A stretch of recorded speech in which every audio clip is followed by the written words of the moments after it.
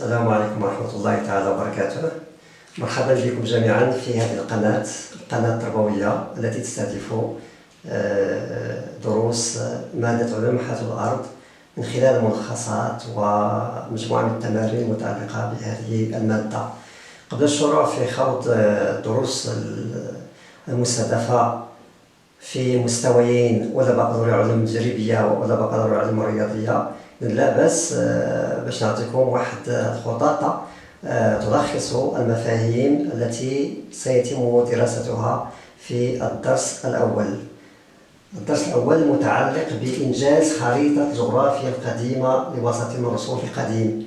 Le chapitre intitulé La réalisation de la carte paléogéographique d'une région sédimentaire donnée. On va commencer, Inch'Allah,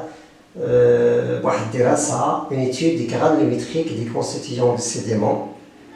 Deuxième étude, l'étude morphoscopique des constituants de sédiments. On va cibler les sables et les galets. La troisième étude, c'est l'étude des figures sédimentaires, dont on va voir l'étude des rides, l'étude des fonds de dessiccation, l'étude des stratifications entrecroisées et l'étude des traces d'animaux. Le quatrième concept, c'est la dynamique des agents de transport des sédiments, dont on va voir le diagramme de Gilstrom et le mode de transport des particules sédimentaires. Par la suite, on va voir les conditions de sédimentation dans divers milieux sédimentaires. Ces milieux sédimentaires, on peut les subdiviser en trois grands milieux. Les milieux continentaux, tout d'abord, dont on va étudier un milieu fluviatile, un milieu désertique. Les milieux intermédiaires, on va voir l'embouchure et la lagune. Les milieux marins, dont on va voir la morphologie ou bien la topographie sous-marine, ainsi que le concept de la zone CCD, c'est-à-dire le domaine de compensation des carbonates.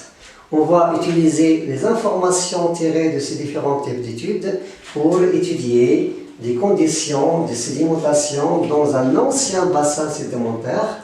On va prendre par exemple le bassin phosphaté. Tout d'abord, on va voir les caractéristiques, on va chercher les caractéristiques des roches phosphatées, que ce soit sédimentologique, que ce soit minéralogique, que ce soit paléontologique. Par la suite, on va chercher les conditions de la phosphatogénèse. On va voir la théorie de l'origine minérale des phosphates et la théorie des cailloux, la théorie des corons ascendants, c'est la théorie de Kazakov.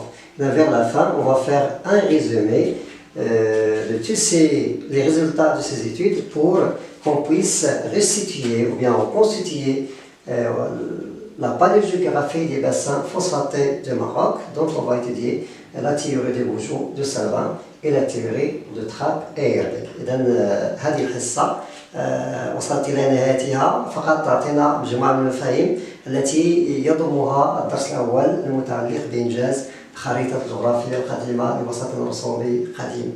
إلى هنا تنتهي هذه الحصة، إلى فرصة قادمة إن شاء الله. شكرا على انتباهكم والسلام عليكم ورحمة الله.